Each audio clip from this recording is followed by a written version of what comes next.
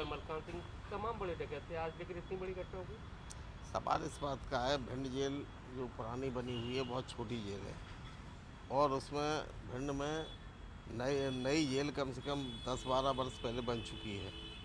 अभी छोटे मोटे काम रह गए थे, वो भी कमलनाथ जी जब मुख्यमंत्री थे तो उनको निर्देश दिलवा के एजेंसी फिक्स की थी।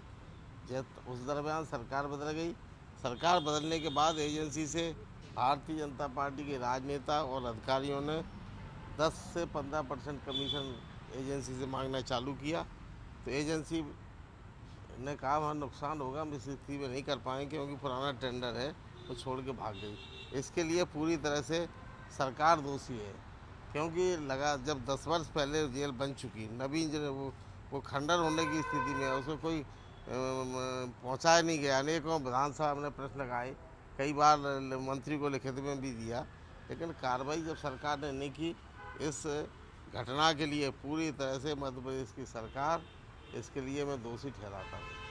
और दूसरे जिम्मेदार हैं 47 के बाद लगातार एक कोई अच्छी आर्थिक नीति नहीं बनाई कांग्रेस ने, इसीलिए लगातार महंगाई बढ़ रही है। मैं तो ये समझता हूँ कि विश्वास सारंग की मानसिकता बिगड़ चुकी है। उनका सोच इतना है, जो व्यक्ति 60 वर्ष पूर्व इस दुनिया में नहीं है, उसके भी सपने आज वो देख रहे हैं।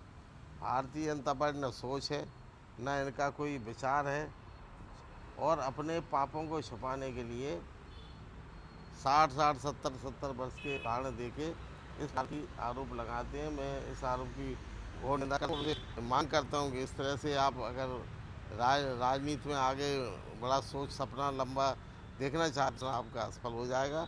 कम से कम विचार करने के पहले, जिसने देश के लिए वर्षों आज़ादी में अपना जीवन बर्बाद किया, सालों अपने जेल में डले, यातनाएं सही, और उस व्यक्ति ने देश के निर्माण के लिए कई योजना लाए, नवरत्न कंपनियां लाए, जो इस देश में सुई नहीं बनती थी, वो नेहरू जी के समय में भी हर प्रकार की, हर क्षेत्र में, टेक्नोलॉजी में, विकास में, हर काम में उन्होंने योजनाएं बनाई।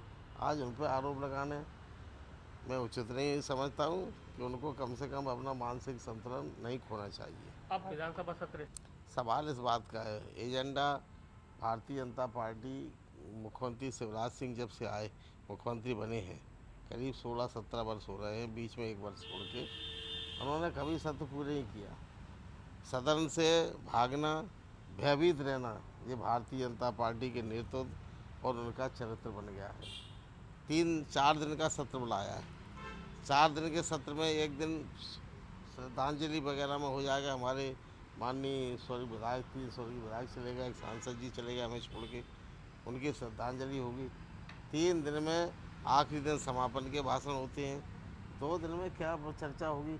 ये सब इतने गंभीर मुद्दे थे, इसमें आपके हज़ारों लाखों मौतें करीब हुई हैं मध्य प्रदेश में, संख्या पहुंच चुकी है कोरोना में, उसकी चर्चा नहीं होने दे रहे।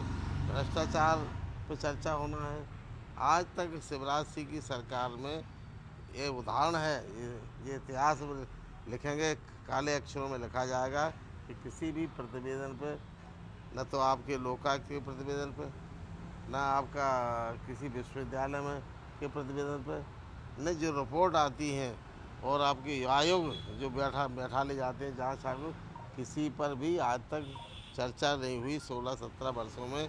ये प्रजातंत्र के विरोधी हैं, इनका बस चले तो ये चुनाव भी न होने दें। अगर पार्टी आपको नेता प्रतिपक्ष की जिम्मेदारी देती है तो किस तरह से निभाने की?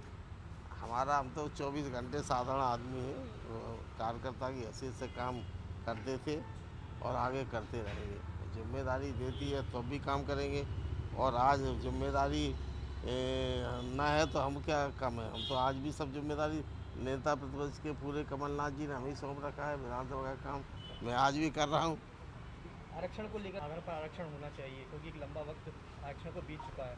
आपकी वो पार्टियों से क्या लगता है, क्योंकि लगातार सियासत ऐसा है, पार्टी के नीति के अनुसार है, हम उसमें हैं, पार्टी के सिद्धांत के अनुरूप चलेंगे। पार्टी जो नीति बनाएगी उसमें चलना है। हम अपने इच्छा व्यक्ति करने स्वतंत्र रूप से कह सकते हैं, लेकिन हमारे कहने से नहीं होगा। जो पार्टी की नीति बनेगी उस नीति के अनुसार हम भी उसका समर्थन करेंगे। एक आखिरी सवाल, बाई इलेक्शन गुटबाजी भी दिख रही है। जिस दिन कमलनाथ जी बैठक बुलाते हैं उस दिन अरुण यादव जी अलग बैठक करते हैं। सवाल इस बात का ऐसा नहीं है। कमलनाथ उनको जब उनके विचार हो रही चयन होने के बाद कौन कौन उम्मीदवार हों, अब जो उम्मीदवार हो उसको बुलाना उचित है क्या? चर्चा में माननीय कमलनाथ जी ने उनको बुलाना उचित नहीं समझा, इसलिए नहीं बुलाया है। बाकी के उनको मैं देखता हूँ, बैठते हैं, चर्चा होती है और फिर ऐसा है, मतभेद तो घर घर में होते हैं, मनभेद नहीं होना चाहिए। राजनीति में जिंदा लोग हैं, जो मुखर लोग हैं राजनीति में, उनको प्रजातंत्र में जिनका विश्वास है, उनको एक दूसरे के मन के विरुद्ध भी बात करने का हक है। हम नहीं चाहते, वो अपनी बात मजबूती के साथ कहते हैं, हर आदमी को कहना चाहिए। अब इसको अगर मनभेद मान लें तो बात अलग है। मैं तो नहीं समझता, हर दल में कौन सा दल छूता है, कहाँ कौन सा घर छूता है जिसमें एक राय हो।